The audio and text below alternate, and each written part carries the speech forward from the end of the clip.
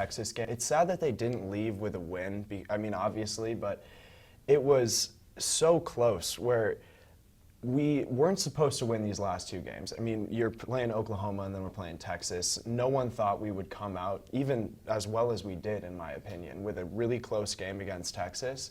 So I think that we did the best we could, where we hung in with Oklahoma in the first. We made them punt on fourth and goal. Mm-hmm. That was exciting. I mean, they were back at the 50-yard line. Yeah. So it was good to see stuff like that from our football team. Defense did not look very good against Texas, but it's hard to look good against a Texas offense like that. And I think the big thing for this game was the offense, because we had the new offensive coordinator, Brent Dearman, and he led Bethel University's offense last year. It was the highest scoring offense in the nation. And so I think that it was very good to see him come out and show that his offense, scored 48 points. They had 10 out of 19 third downs, which is big for KU. They were struggling on third downs, and they had their first 2 fourth down conversions. So I can see a lot of positives from this game, but I don't know. I still don't know how they're going to do the rest of the season. Yeah, definitely. And looking at it, I say this every week, I feel like. I'm so sad that we're losing Carter Stanley. At the beginning of the year, he did not look like the quarterback that we needed, and now he's playing the role so well. He outplayed Ellinger this last week, and he was a Heisman contender at the beginning of the year. And he just looked great out there, and he's doing his job really well. So I'm nervous going forward because, like we said, this is kind of the rebuilding year. And now that we have Dearman, I think that we have the coaching staff to continue on and succeed. But we're losing a really big piece. He had 300 yards, 4 touchdowns last week. He looked great. 0 interceptions. Oh, it was especially against the Texas defense. Yeah. Granted, that defense didn't play well this last week, but I think the reason they didn't play well is because Stanley played really well. And I mean, we're going into Texas Tech next week. That's a game that we should win, I think.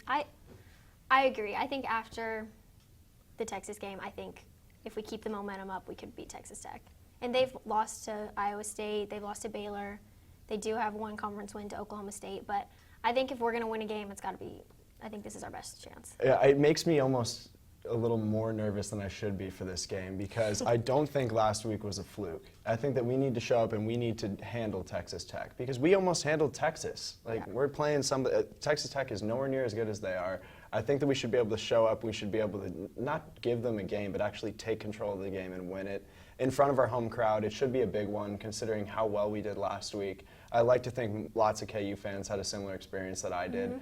And so I'm looking forward to this next one. Yeah, I think that if they want to prove themselves and say that the Texas game wasn't a mistake, then they have to show up against Texas Tech. Yeah, without a doubt. And what I heard, one of my good friends goes to Austin, Texas, University of Texas, Simon Tolman. I don't think you're watching, but still. He told me, he texted me midway through the game, he said Kansas has silenced the crowd in Austin. Wow. And I was like, okay, that's super fun. That's in front of a lot of people. Yeah, 100,000 plus people, and the Jayhawks come in there and they quiet everyone down. So at least we hurt Texas. Texas left kind of limping out of that game. No, they did, and I heard they're going to go down in the poll or go up in the polls because of it. Yeah, and they should. I mean, maybe no not. one expected this. We're a top 25 caliber team, I have faith. Okay. But, I mean, no, after hearing that just made me happy. And I know that I'm excited to see what Les thinks about this game because he has to be able to take a lot of positives out of this game. Yeah. So, we'll see going forward. All right, we're going to take a break, and we'll come back to talk about World Series after this. Have a nice day. You too.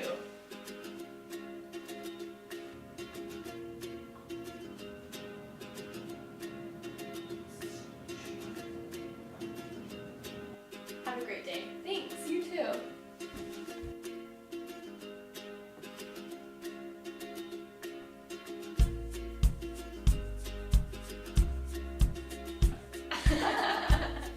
Make someone's day.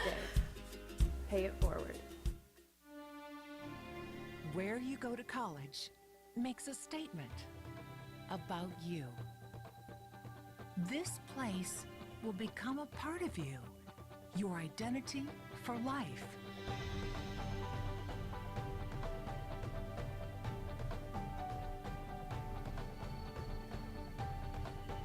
The University of Kansas, a great place to be you. All right, welcome back to TakeaSide. My name is Marina Seaver, and I'm here with Emma, and we're going to talk about the upcoming World Series between the Houston Astros and the Washington Nationals. So Game 1 will be played Tuesday in Houston, and for the first time since 1933, we're going to see a World Series hit the nation's capital, which is really cool.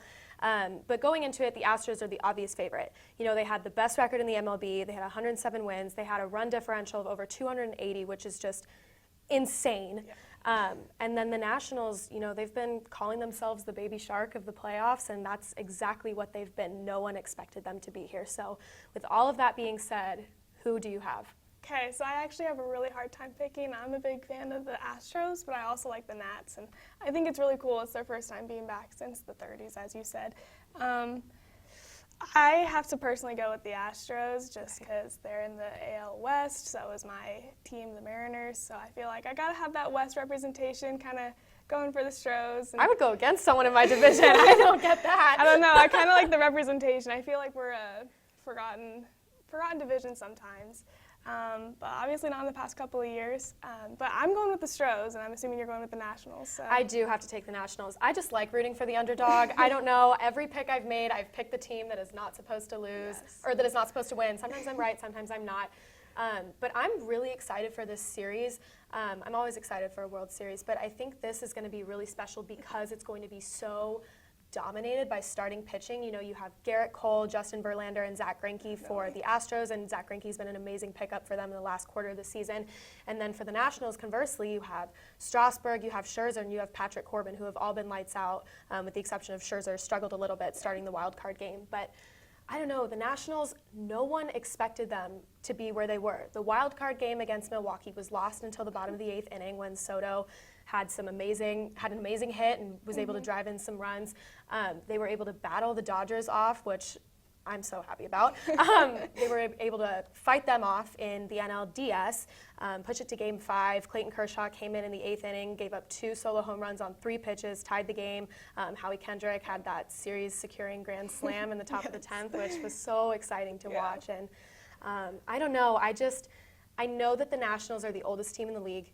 Their average age is over 30, and they're the only team in the league that has that. But with that, I think comes experience. I think they are so ready. They've had 6 days to rest, so their pitching arms should be good. They should be ready to go, and I think they can do it. Nice and strong. See, this is why I have such a hard time, because I am like you. I love rooting for the underdog teams, and so I'm kind of just sitting here. I'm like, man, I really want the Nats to win, but I think the Astros are going to come back. I think they're going to win. So they had the series against the Yankees, which got pushed all the way to Game 6. They're tired. I mean, you just mentioned the Nationals have a 6-day rest. Astros are coming off of this series, and they're like, man, we are exhausted. But I think they're able to push through. They went to the World Series in 2005 and 2017. 2017, obviously, they won. So they've been here. They've got some experience. It's been a little more recent than the 1930s for the Nats. Right. But I think they're going to pull it off, but I think it is going to be a very exciting World Series. I mean, the Nats are hungry for that title, 100%. And the Astros are wanting another one. So I think it's going to be a good fight till the end. I agree. And, I mean, there's obviously a very strong case to be made for both teams. The Nationals are, I think what the Nationals have going for them more so than anything else is that they are probably the better defensive team. I know the Astros had an absolute glove show in Game 6 against the Yankees. Michael Brantley had a phenomenal play to double up Aaron Judge.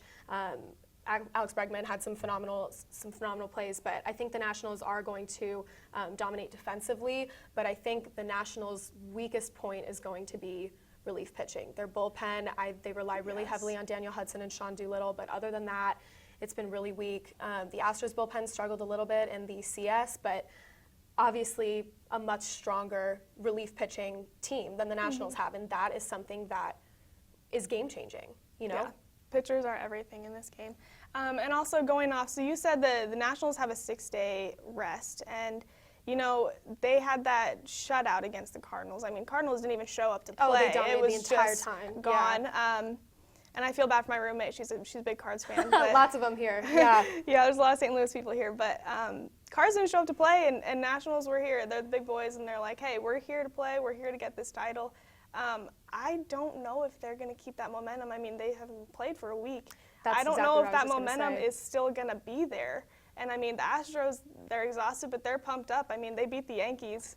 So Yeah, and I mean, the Nationals had unbeatable momentum against St. Louis. Like, they just came in and from the first pitch of that series, they were just dominating. They were on the whole time. And so with that 6-day rest period, you know, I see it as a positive because their arms will be fresh, they'll be rested, they'll be ready to go, they'll have had time to really prepare mentally. But then at the same time, in baseball, momentum is so important. You know, it's everything. It's why I thought the Brewers would be able to take the wild card game, is because they had that insane momentum going into it, you know? So I see positives and negatives with that rest period. It could be good, could be detrimental in that they lose that streak that they were on, their stride. yeah, definitely. I think momentum is a big part in every sport. I mean, KU's coming off a loss, but I mean, to some, we just mentioned it, it could be seen as a win for us. We could go into Texas Tech and with football and everything. And so I think maybe the Nats have the momentum still, but I don't know if it's fully there. Yeah, I mean, regardless, going to be an insanely exciting series to watch. It's Absolutely. going to be so fun. I mean, these entire playoffs have been so fun. It's I was just- watching Game 6, the Yankees and the Astros, and Altuve hit that walk Yeah. up, and I was going crazy. I didn't even have any stake in the game, but it's just Exactly. And postseason baseball is so exciting. And we've had a lot of underdogs, a lot of teams that we didn't really think were going to be there. I mean, the Brewers, the Nats, I mean, we just had a bunch of different teams. I didn't know if the A's were going to make it, and the they Rays pushed to Game 5 exactly. against the Astros. Exactly. It's been a very exciting baseball season. I'm really excited to see the World Series. Definitely will be keeping an eye on it. But speaking of that, what game do you think it'll go to? I don't know. It's kind of hard to tell. It depends on the momentum of the first couple games. But I mean, regardless, it's going to be a really exciting series to watch. I can't wait for it to start on Tuesday. I think both teams are going to battle, and it'll be really, really exciting either way. And I can't wait for it to start. Either way, it'll be good. So Exactly. Yep. All right. Well, we're going to send it over to break. In 2018, 22 billion water bottles ended up in a landfill. A smart way to prevent waste is by using a reusable water bottle. A reusable water bottle is an easy way to have water without using plastic. A reusable water bottle is an alternative with many benefits. Some benefits include saving money, durability, and helping the environment. Staying hydrated is important, so you might as well save the environment and your pocket while doing so. All right, welcome back to TakeaSide, everyone. I'm Riley Ward, and I'm here again with Caroline McCrae, and we're discussing Patrick Mahomes' knee injury. Now, he's out for the next few weeks. Timetable's still a little uncertain. They have Matt Moore stepping in. How do you think Matt Moore is going to do? Okay, not many people know that much about Matt Moore. He was picked up, he was undrafted in 2007. He got picked up by the Cowboys, then he played for the Panthers, and then he kind of ended his career in Miami because he retired, and then at the beginning of this year, he was an assistant high school football coach. And then Chad Henne, who was our original second string, got hurt, so Andy Reid kind of convinced him to come and be our backup. And he hasn't done a lot in practice. He said that he threw a pass to Travis Kelce during the Broncos game. Kelce said that was the first pass he'd ever caught from Moore, even in practice. They just so my initial reaction is I'm scared. I don't think he's going to do that well. We did see some good things during the Broncos game. He threw for over 100 passing yards, and he had that 57-yard touchdown to Tyreek Hill. So I think the Chiefs are going to win at least one game with him. Yeah, the way that I look at it is they're in a system where they need a quarterback who's Patrick Mahomes, he's a gunslinger. They're down, he puts up points, he throws the ball deep. They need that in their offense. And with Matt Moore, they kind of lose that because I don't think that their defense can carry them. Versus they looked really good against the Broncos. 9 sacks. Okay, yeah, 9 sacks is quite a lot. That's the Broncos. 3 forced fumbles. Because the next 2 games are going into the Packers and then the Vikings. They're tough games. And I mean, the Packers, Aaron Rodgers, he's a great quarterback, so their defense is going to have a lot to handle. And then their offense has got to handle the Green Bay defense. And Green Bay's defense has been spectacular this year. I think Matt Moore and the Chiefs are going to try to use their running backs a lot more, which makes me worried because we don't have great running backs. I mean, LaShawn McCoy and Damian Williams. They're going to have to step up a lot too. Yeah, definitely. And going into the Vikings game too, Kirk Cousins actually looks like a real quarterback. I don't know when that started, out of nowhere. And you're a Vikings fan. Yeah, exactly. So if he continues that, then that game's going to be really tough because their offense, I mean, everyone knows that the Vikings have one of the best defenses in the league, but then you give them an offense that actually lives up to what we thought they could do, and it's going to be a lot for the Chiefs to handle. I think the Chiefs' defense is going to need to play like they played against the Broncos. Like, they're going to have to really step it up. But then you look at the injury list. I mean, Chris Jones, Kendall Fuller, Sammy Watkins, Andrew Wiley, Eric Fisher. I mean, the list just keeps growing for the Chiefs, and that's going to hurt them a lot too.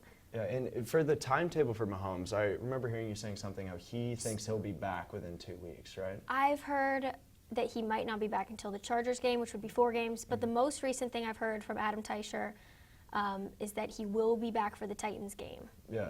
I mean, that's not official, but he thinks that he'll be back for the Titans game, which means he would only be missing the Packers and the Vikings. But I don't think they'll rush him back. I think I would let him rest until after the bye week if it were up to me. But yeah, because I'm definitely still confident of them in the division to win the division. As long as he's okay for the playoffs. They don't have that much then competition. Yeah, exactly. Then they'll be fine. So I'm not worried for their postseason efforts and things like that. It's just the next couple weeks I think are going to be a really I think the rocky Packers few game weeks. is going to be hard for sure. Yeah, and also I was looking at their defense. Their defense earlier in the year, I mean, they've been giving up 28 plus points all the time, and it's that their offense can just outscore everyone.